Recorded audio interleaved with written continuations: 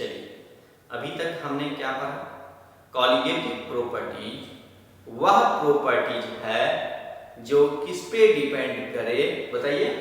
Number of particles पे। किस पे डिपेंड करे? Number of particles. अब किसी किसी बुक में नंबर ऑफ सॉल्यूट पार्टिकल्स लिखता है और किसी किसी बुक में नंबर ऑफ सॉल्यूशन पार्टिकल्स लिखता है, समझे?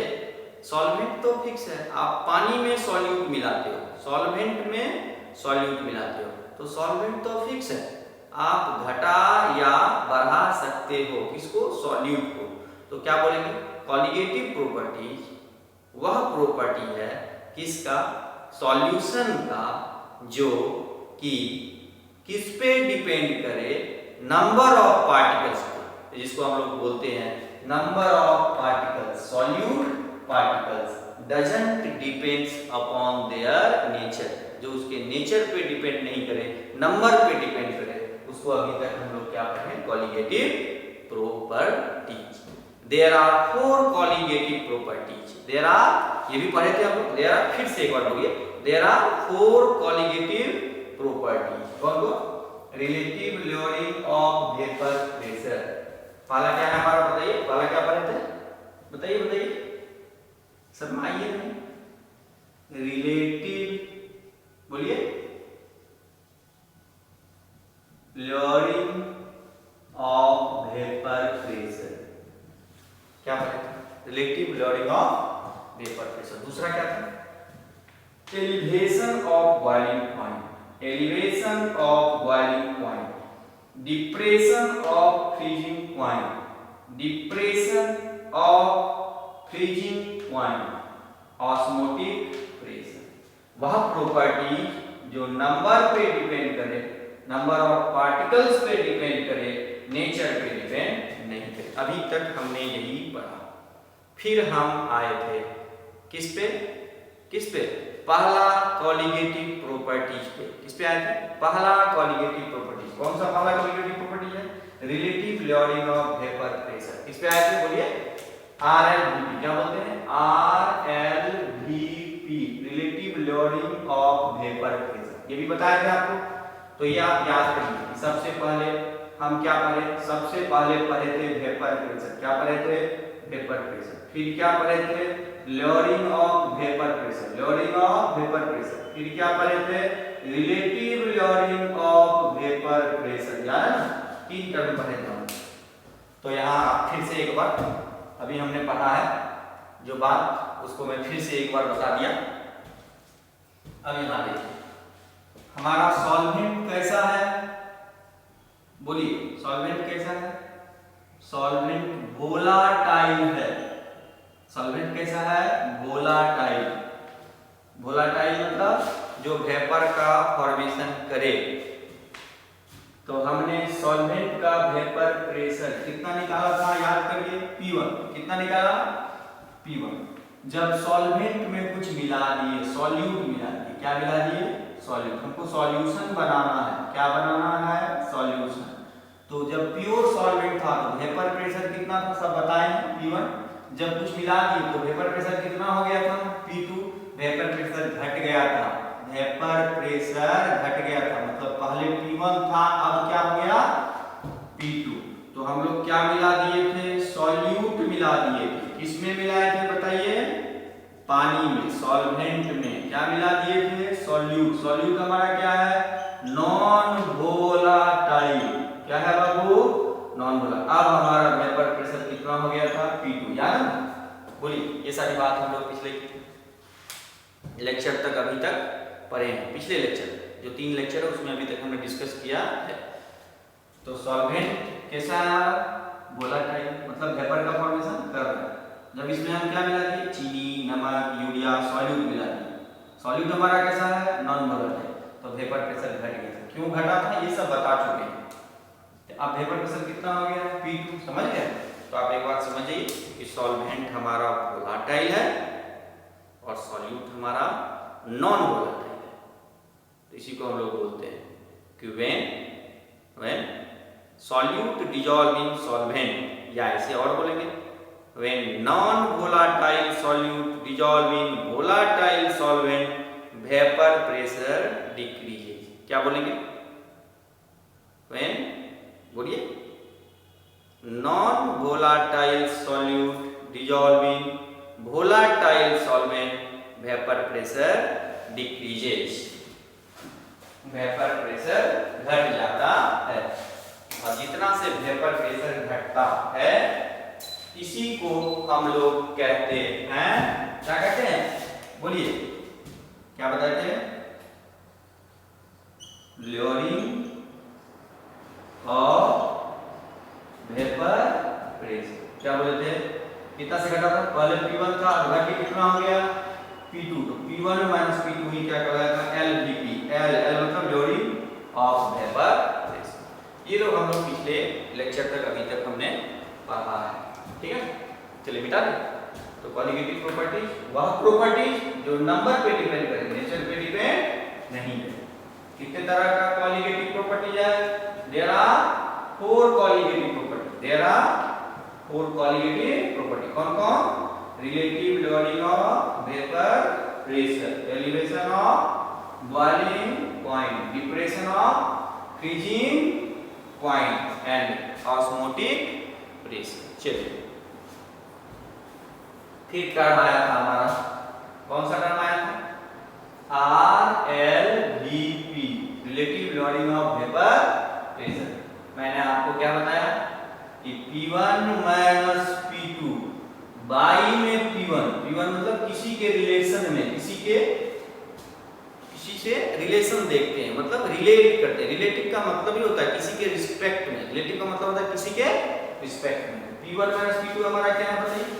P1 माइनस P2 क्या है? Lowering of vapour pressure. क्या है? P1 माइनस P2 क्या है?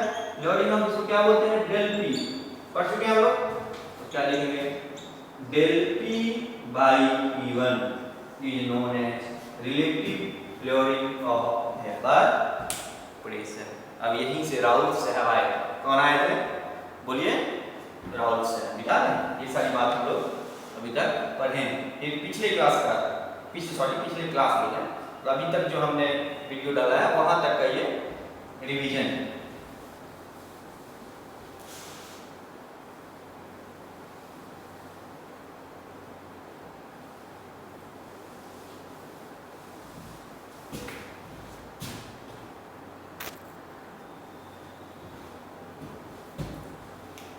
तो प्योर सॉल्वेंट का हमारा वेपर प्रेशर कितना है? P1।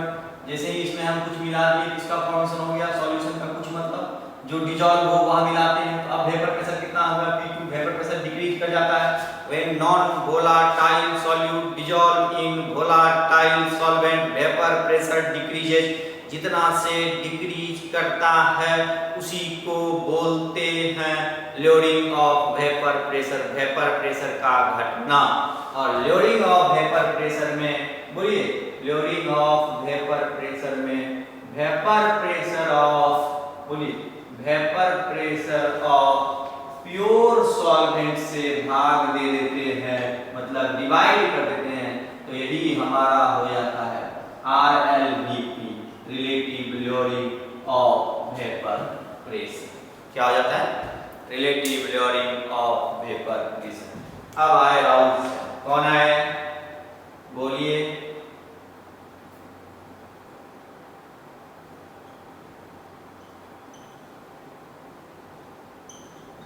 राउल्ट। कौन आए? राउल्ट। इन्होंने क्या कहा? बोलिए। अब यहां से इसके रिगार्डिंग 2-3 लॉ बताएंगे। राउल्ट्स लॉ को प्रूव करने के लिए, राउल्ट्स लॉ का मैथमेटिकल फॉर्म जानने के लिए हम लोग 2-3 टर्म इस्तेमाल करें। अब एक बात समझिए कि कॉलिगेटिव प्रॉपर्टीज पढ़ने का मकसद है, कॉलिगेटिव प्रॉपर्टीज पढ़ने का मकसद है molecular weight of solute determine करना। क्या बोले? कॉलिगेटिव प्रॉपर्टीज पढ़ने का एक मकसद ये भी है, क्या मकसद है? मॉलिक्यूलर वेट ऑफ सॉल्यूट का पता करना। क्या निकालना? मॉलिक्यूलर वेट किसका? सॉल्यूट का पता करना। ये जो हम लोग सीपी पढ़ते हैं, सीपी मतलब कॉलिगेटिव प्रॉपर्टी। इससे एक और फायदा है हम लोगों को, तो यहां से क्या निकल जाता है? Molecular weight of solute. तो अगर आपसे कोई पूछे कि कॉलिगेटिव प्रॉपर्टीज का एप्लीकेशन हम लोग कहाँ करते हैं, तो हम क्या बताएंगे, इससे हम लोग क्या निकालते हैं, मॉलिक्यूलर वेट ऑफ सॉल्यूट। तो अब यहाँ से देखिए कि राउल्ट साहब ने क्या कहा, बताइए। राउल्ट साहब ने कहा था, क्या कहा था बताइए, कि relative lowering of vapour pressure equal to mole fraction of solute. क्या कहा था राउल्ट साहब ने, कि relative lowering of vapour pressure equal to mole fraction of solute. क्या बोला था इन्होंने, बोलो फिर से बोलो, relative lowering of vapour pressure equal to mole fraction of solute. What is the mole fraction, what is the mole fraction, mole fraction is, mole fraction it is the ratio, mole fraction is, it is the ratio. Mole fraction क्या है, ratio किसका, अपना मोल by total mole. Mole fraction को कैसे याद रखेंगे, it is the ratio, it is the ratio किसका, अपना मोल बाई में टोटल मोल। जैसे मान लीजिए कि हमारे पास ए कोई सॉल्यूट है जिसका मोल N1 है, कितना है, और B सॉल्वेंट है, B क्या है, सॉल्वेंट है, जिसका मोल N2 है, जिसका मोल क्या है बाबू, N2 है। समझिए बात।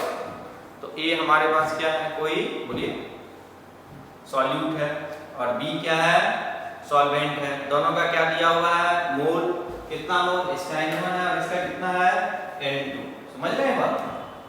सॉल्यूट हमारा कैसा है, नॉन वोलाटाइल, और सॉल्वेंट हमारा कैसा है, वोलाटाइल। मतलब सॉल्यूट का वेपर में फॉर्मेशन नहीं हो रहा, इसका वेपर में फॉर्मेशन हो रहा है सॉल्वेंट का। समझ रहे हैं मेरी बात। तो मोल फ्रैक्शन है क्या बताइए, mole fraction of A, mole fraction of A, अपना mole, it is the ratio, it is the ratio of number of moles of that component, मतलब अपना कंपोनेंट या given component, to the total number of moles, to the total number of moles present in the solution। total number of mole कितना है, N1 by, आज के बाद कोई दिक्कत नहीं होगी मोल फ्रैक्शन में। What is the mole fraction, it is the ratio, it is the ratio of number of moles of given component या डेट कंपोनेंट, मतलब अपना मोल, बाई में total mole, is known as mole fraction. ये N1 by N1 plus N2 हो गया, तो B क्या हो जाएगा बाबू, B का अपना मोल कितना है, अपना बाई टोटल, क्या हो जाएगा बाबू, बोलो, कोई दिक्कत। तो अब कहाँ आते हैं, राउल्ट साहब के पास, किसके पास, राउल्ट साहब के पास, स्वर्गीय राउल्ट गुजर गया ना, आप लोग मत लगा दीजिएगा स्वर्गीय, केमिस्ट्री में स्वर्गीय नहीं लगाते। तो स्वर्गीय राउल्ट साहब ने क्या कहा, बताइए क्या कहा, क्या कहा उन्होंने, कि RLVP, RLVP क्या है हमारा, lowering of vapour pressure by में, बोलिए, तो क्या लिखेंगे, P1 minus P2, lowering of vapour pressure क्या है ये, अब बाई में P1 equal to mole fraction of solute. अब इसको हम लोग लिख सकते हैं कि P1 minus P2, P1 minus P2 by P1 equal to mole fraction A का मोल फ्रैक्शन क्या है, अपना मोल बाई टोटल मोल। तो क्या लिखेंगे, N1 plus N1 by N1 plus N2, where N1 is the mole of A and N2 is the mole of B। Any problem बताइए। अब समझिए मेरी बात, कॉलिगेटिव प्रॉपर्टी का इंपॉर्टेंट एप्लीकेशन है मॉलिक्यूलर वेट ऑफ सॉल्यूट निकालना। तो क्या लिखेंगे, बोलिए, हेडिंग क्या लेंगे, find the molecular weight of solute from चला गया सॉल्यूट फ्रॉम, बोलिए, RLVP, रिलेटिव लोअरिंग ऑफ, पहला कॉलिगेटिव प्रॉपर्टी से, चारों कॉलिगेटिव प्रॉपर्टी से मॉलिक्यूलर वेट पता करेंगे। क्या बोले, चारों कॉलिगेटिव प्रॉपर्टी से क्या पता करेंगे, मॉलिक्यूलर वेट। पहला क्या है, relative lowering of vapour pressure, इससे क्या पता करेंगे, मॉलिक्यूलर वेट। क्या मान ले मॉलिक्यूलर वेट को, m1 मान लेते हैं। क्या मान लेते हैं? m मोलारिटी मानते हैं, इसलिए m1 मान लिए। Find the molecular weight of solute, किसकी मदद से? Relative lowering of vapour pressure. तो लिखिए रिलेटिव लोडिंग ऑफ वेपर होता क्या है? क्या राहुल साहब क्या बोले? स्वर्गीय राहुल साहब ने कहा, क्या बोला कि relative lowering of vapour pressure. Relative lowering of vapour pressure हम लोग जानते हैं ना बाबू, lowering of vapour pressure by में vapour pressure of pure solvent P1, vapour pressure of pure solvent equal to mole fraction of solute. बोलो mole fraction कैसे निकालते हैं? अपना मोल बाई में टोटल मोल। तो क्या हो जाएगा? N1 by N1 plus N2। अब मोल में है, किसमें है? मोल में। हम लोग को किसमें कन्वर्ट करना है बताइए? Molecular weight. तो अब इधर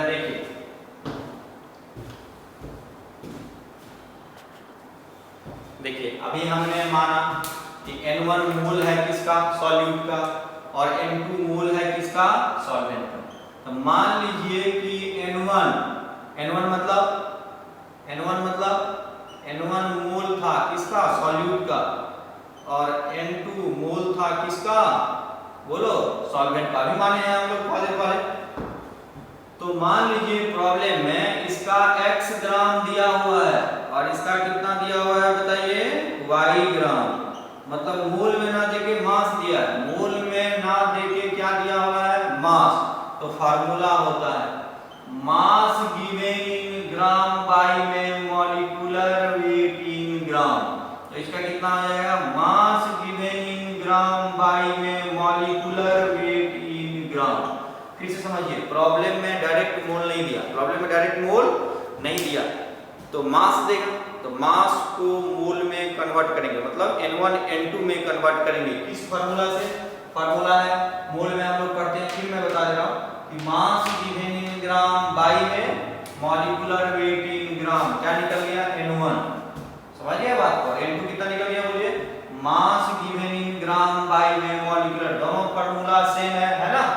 तो N1 हमारा हो गया, मतलब A का मोल कितना दिया हुआ था? मोल ना देके मास दिया हुआ था, तो मास को हम लोग x ग्राम बाई में क्या कर लिए? M1 ग्राम कर लिए, और इसके मास को B के मास को हमने किसमें कन्वर्ट कर लिया? मोल में। N2 मतलब मोल, किसका मोल? B का मोल। तो मोल डायरेक्ट नहीं दिया था, मास दिया था, तो हम लोग मास को किसमें कन्वर्ट कर लिए? बोलिए मोल में। समझ रहे हैं मेरी बात को? तो अगर मास को मोल में कन्वर्ट करना हो, क्या बोले? बोलो मास को किसमें कन्वर्ट करना हो? मोल्स में। तो ये बहुत इंपॉर्टेंट फॉर्मूला है, wait given in gram bye में मॉलिक्यूलर वेट इन ग्राम। अगर y ग्राम था तो मॉलिक्यूलर वेट कितना माने थे? M2 ग्राम। कितना माने थे? M2 ग्राम। इससे इंपॉर्टेंट केमिस्ट्री में शायद ही कोई फार्मूला है, क्योंकि हर जगह आता है मास को किसमें कन्वर्ट करना होता है? मोल। कहीं भी केमिस्ट्री को मास में, केमिस्ट्री में मास को किसमें कन्वर्ट करना हो? रे चट्टा सो रहा है, कोई है नहीं मेरे सामने। एक्चुअली में आप लोग देखते देखते सोने लगते हैं ना, तो अपने तरफ ध्यान आकर्षित करने के लिए ऐसा हम करते हैं कि मास को किसमें कन्वर्ट करना हो? मोल में। तो क्या करेंगे? Mass given in gram bye में मॉलिक्यूलर वेट इन ग्राम। चलिए putting the value getting the result. तो क्या करेंगे यहां से बताइए? क्या हो जाएगा? P1 minus P2 bye P1 equal to N1 के जगह पे क्या पुट करेंगे बताइए? N1 की जगह पे क्या पुट करेंगे बताइए? N1 की जगह पे x बाई M1 ग्राम में लिखें, और M2 की जगह पे क्या होगा? y by M2। क्या होगा? y by M2। तो बताइए क्या लिखेंगे? N1 plus N2 x by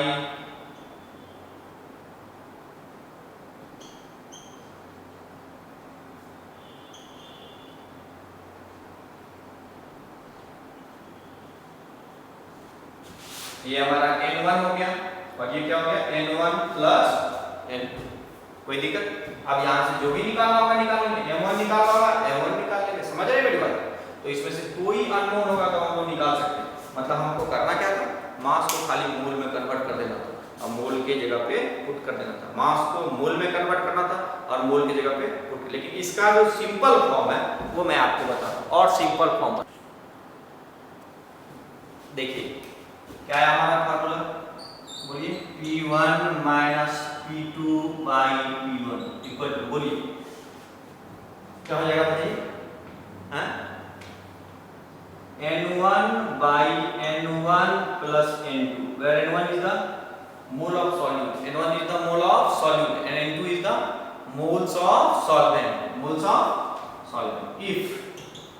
If solution, बोलिए, is very dilute, बोलो, if solution is very dilute, अगर solution बहुत कम कंसंट्रेशन रखता हो, मतलब सॉल्यूशन में सॉल्यूट की मात्रा, सॉल्यूशन में सॉल्यूट की मात्रा बहुत कम हो, बहुत कम हो, तो क्या लिखेंगे, if solution is very dilute, मतलब N1 बहुत ही कम होगा, इसके रिस्पेक्ट में चीनी बहुत ही कम होगा पानी के रिस्पेक्ट में, बोलिए चीनी बहुत ही कम होगा किसके रिस्पेक्ट में, पानी के रिस्पेक्ट में, तो उस केस में हम सॉल्यूशन को क्या कहेंगे, डाइल्यूट सॉल्यूशन। और एक बात आप जानते हैं कि बहुत छोटी संख्या को एडिशन और सब्सट्रैक्शन में निगलेक्ट कर सकते हैं, मल्टीप्लिकेशन और डिवीजन में कभी निगलेक्ट नहीं करते। जैसे ऐसे समझिए, मान लीजिए इस तरह से पूछा है 0.01 बाई 0.01 प्लस 50, इसमें अगर हम इसको इग्नोर कर दे हम लोग क्या लिखेंगे, 0.01 बाई 50, समझ गए बात, नहीं दिखा, मतलब छोटी संख्या, बहुत छोटी संख्या, कोई छोटी संख्या कब कहलाएगी, किसी के रिस्पेक्ट में कोई छोटा होता है, कोई छोटा बड़ा कब होता है, किसी के रिस्पेक्ट में होता है, तो किसी के रिस्पेक्ट में कोई बहुत छोटा हो तो उस संख्या को एडिशन एंड सब्सट्रैक्शन में निगलेक्ट कर सकते हैं, मल्टीप्लिकेशन और डिवीजन में कभी नहीं, समझ गए मेरी बात। अब यहाँ से हम लोग लिख सकते हैं, इसलिए N1 प्लस N2 लगभग किसके बराबर हो जाएगा, बोलिए N1 बहुत छोटा है तो किसके बराबर हो जाएगा, N2। अब इस फॉर्मूला का नया रूपांतरण हो जाएगा, क्या हो जाएगा बताइए, P1 माइनस P2, बोलिए